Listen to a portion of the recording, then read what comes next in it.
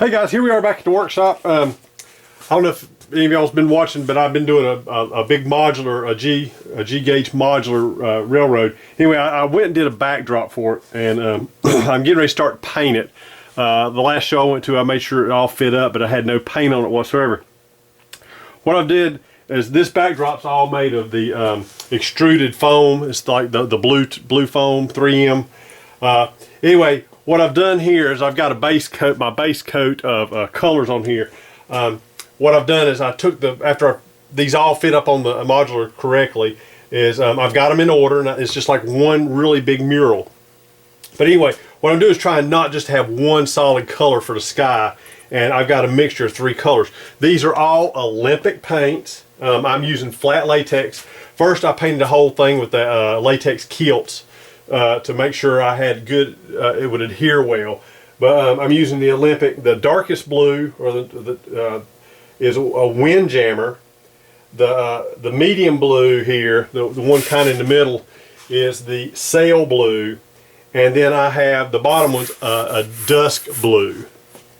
Okay, and what I did was I painted the top the darkest blue. I painted the bottom the lightest blue, and then I went back and I put another, after I got them painted, I put a wet coat of the dark blue. I put a wet coat of the medium blue, just put it on with a roller, and then I just wet it down really good with a spray bottle, and I took a paint brush and blended the 3 together. And so that gave me the background. These are all dry, and it's going to be probably several weeks before I can actually get to doing the scenery on the background, like the ground and the mountains and stuff like that.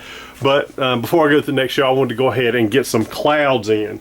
And I see online all these people doing clouds and with an airbrush and with a paintbrush and stuff like that. But anyway, I was sitting here and I was trying to figure out what works best for me, because I'm not really an artist. But anyway, I've got clouds coming up here on it. I'm going to continue on down. I'm going to show you how I do it. It's really easy, and it's pretty fast. Anyway, what I got together is I just got another board here. I put stuff on, but I got a palette, which is just made of just a piece of plastic. It's an old plastic lid.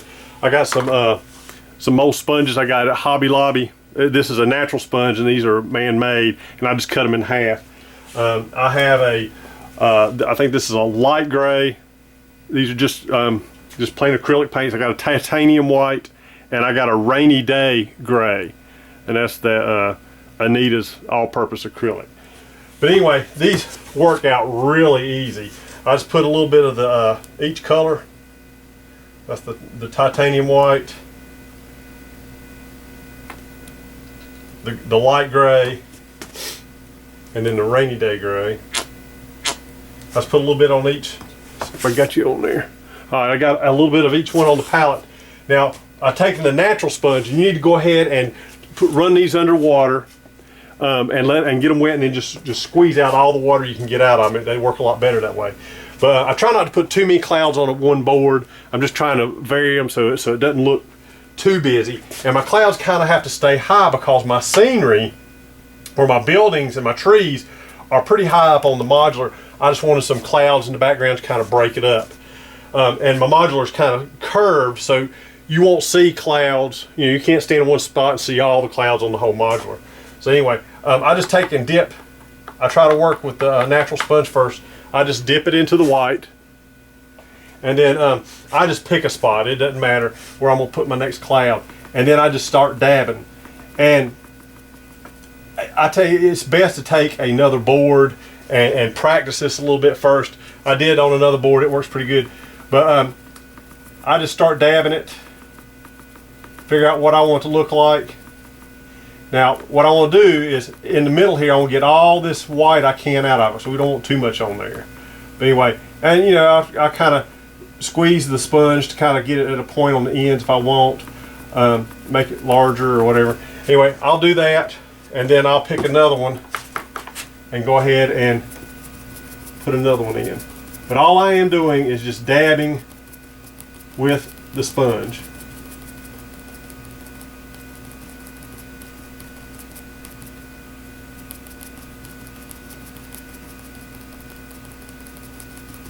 All right, once you get that done, you want to try to take your sponge. You want to get all the excess out you can. I'm just doing it on my work surface here, and then, well, that's a little bit. And if you get too much on there, the good thing about using this acrylic paint is you can clean it off pretty easily. That kind of went too dark, so if you get it, just wet it and pull it off. What I'm trying to do is I'm trying to get down just to where clouds are just not just unto themselves. They have some little wisps off and some. So I'm just putting a couple dabs between the two clouds. These are really light. Just kind of break it up. But anyway, once those are on, and I don't even wait for this to dry. I go ahead and I take my next sponge, and the way I've cut it was a total circle, so I cut it off, and now I have two ends. I'll go ahead and I'll take my, I think it's the Rainy Day Gray, which is the darker of the two, and I go ahead and get some into the sponge itself, and then I start along the bottom, and I run right along the bottom of the cloud. And you want to make sure you get all that where that white was. You want to hit that white pretty good, so because on the bottom of the cloud you're not going to have any white.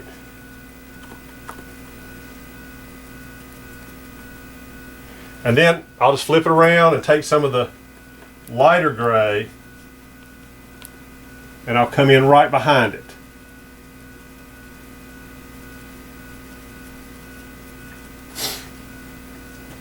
And then I'm taking my clean one, and I'm just dabbing it, kind of blending the two grays together.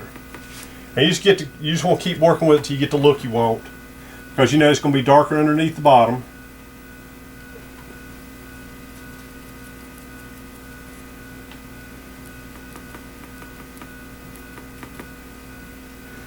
And then I'll take that lighter gray and work it on up a little bit.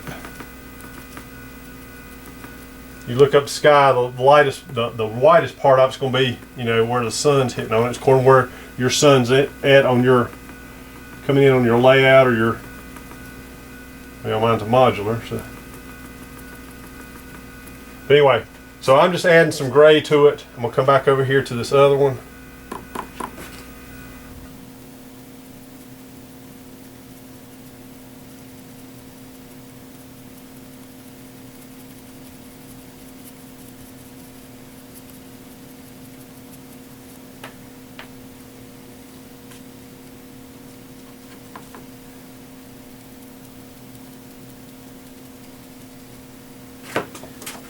Blend them.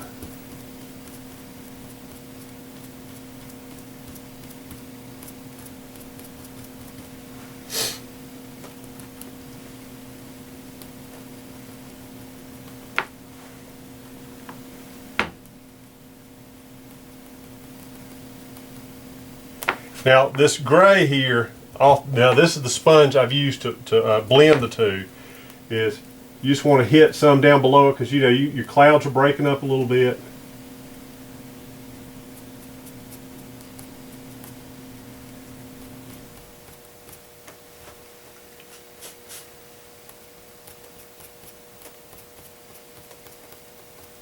Anyway, now the last thing I do is these kind of got thin here where you can see the white.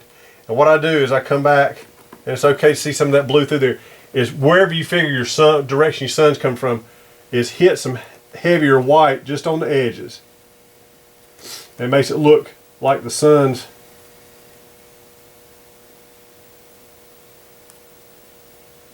maybe hitting it on top there where it's brighter. And it's okay for the blue to shine through, or to be kind of semi-transparent in the middle there. Now just blend those in.